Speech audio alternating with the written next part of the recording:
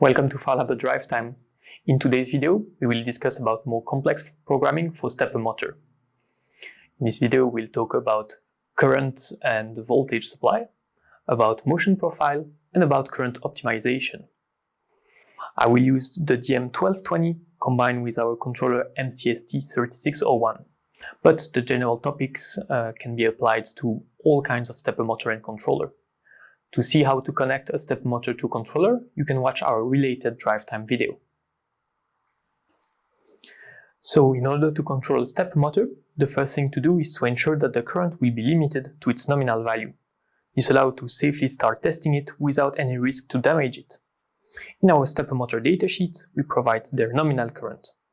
For the motors that I have here, the DM1220 with a winding 0-110, its nominal current is 0.11 amps. We will now modify the current in the TMCL-IDE software. We open the Settings tab and select a value for the run current. To change the run current, you can also use the vSense parameter and the jumper settings to select the current range. So we want to modify this value so that the RMS or root mean square value here is equal or lower than the datasheet value of 0.11 amps. So, for example, I will enter here 40, and we see that the run current is now correctly limited.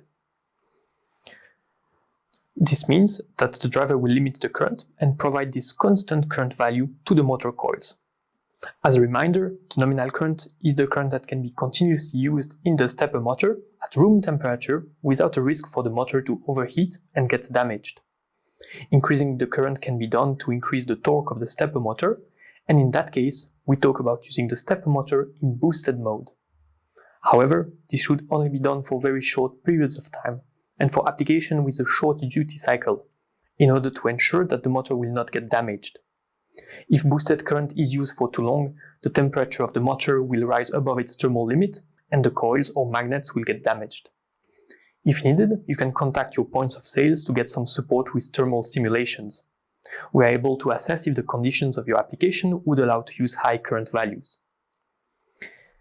In this same settings window, we also have the possibility of selecting the number of microsteps at the bottom. For this example, we will select 4 microsteps per full steps. For more information about microstepping, you can watch our previous drive time video about this topic. Now, let's use a practical example to showcase the rotation of the motor. Let's suppose that we need to perform 16 rotations of the motor in a 2 seconds time window. A possible way of doing so would be by following this speed curve here. The motor will reach 600 RPM in 0.4 seconds, then rotate at a constant speed for 1.2 seconds, and finally decelerate in 0.4 seconds. That means a total of 16 turns in 2 seconds. Now that we have decided what type of motion we want our motor to perform, we need to properly adjust the parameters in the IDE to give it the appropriate commands. For this, we will open the Parameter Calculator tab. Here at the top of this tab, you can select the full step per revolution that your stepper motor has. In my case, with the DM1220, I have 20 full steps per revolution. We can also here enter the microstepping mode that we selected before. So in my case, 4 microsteps per full step. Then we can enter the desired speed and acceleration in these boxes here at the bottom. So in my case, I want a speed of 600 RPM and I need an acceleration of 1500 RPM in order to reach this 600 RPM speed in 0.4 seconds. The calculator, in turn, will provide these 4 parameters here at the top left corner, so velocity, acceleration, pulse divisor and ramp divisors, and these parameters they serve to select the speed and acceleration range. These 4 parameters can then be used later in the program, either in direct mode or in our code, to control our motor. So we will use these 4 values to control our stepper motor and make a simple acceleration ramp. The easiest way to check this is to use the direct mode. So I open here the velocity mode window, and I can use the 4 values that I obtained earlier and copy them here.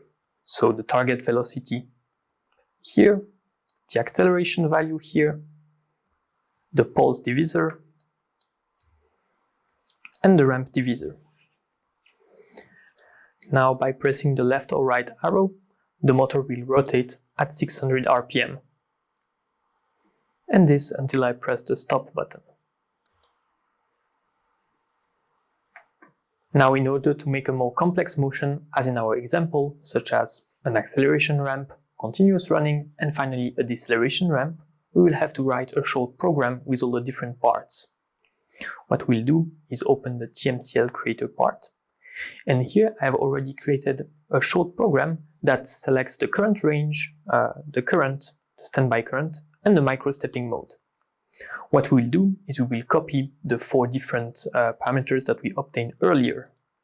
So this one from the parameter calculator tab. The simplest way to do so is to open the direct mode tab.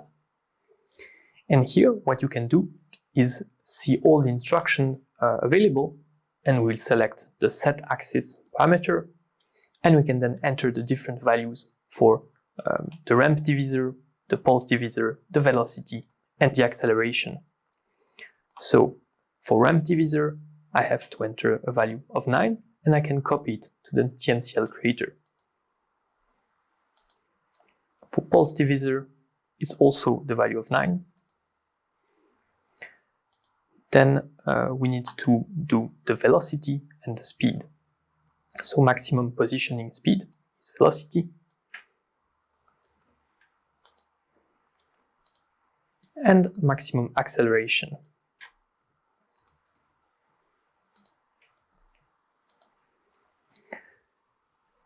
Instruction can also be directly written in the TMCL creator window. Now, to perform our 16 revolutions, we will need to ask the motor to rotate by 20 steps, as it has 20 full steps per revolution. We need to make 16 turns, and the stepper motor has 4 microsteps per full step, as we selected here. Here, I have already prepared a small loop of code that will wait a little bit, then perform these 1280 microsteps, and wait for that position to be reached. It will then loop around and have that motion done multiple times. Now we will see how it works on the motor. So I download the code on the motor and press play. We see that the motor is accelerating, rotating, and then decelerating in 2 seconds. This is our desired motion. We can then press stop. Depending on the motion that you want to achieve, it may be necessary to use different types of speed profile, such as 4-point or 6-point speed profile. Using more complex speed profiles allow you to smooth the motion and reduce the maximum acceleration and therefore maximum torque of the stepper motor. To perform more complex motion profile with the MCST driver, you can simply change the speed and acceleration in between different motion segments. Now, in some applications, there are occasions to optimize the current. This can be done when the motor is stopped, to take advantage of the residual torque of the motor, but also during motion, when the necessary torque is smaller than the torque that the motor can give at nominal current.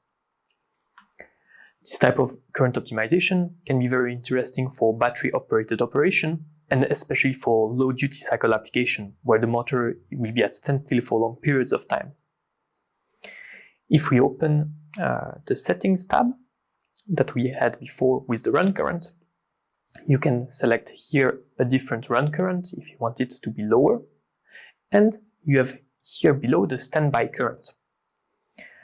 By default, this is the current that will be used 2 seconds after the motor has stopped rotating. So you can check the value here, the RMS value, and you can either use a value of 0 if you only need the residual torque of your stepper motor to hold the position when it is stopped, or you can use a lower value here if you need some part of residual torque and some part of holding torque of the stepper motor, or You can match it with the run current if you need the stepper motor to use its full holding torque. Of course, this can also be done in the program by adding some instruction in your TMCL program during the motion. In today's video, we saw how to limit the current to the nominal current of the stepper motor, how to program a simple motion profile, and how to limit and optimize the current in standby or in running mode. Thank you for watching this video. Feel free to leave a comment and let us know what other topics you would like us to cover in our drive time videos. Thank you and take care.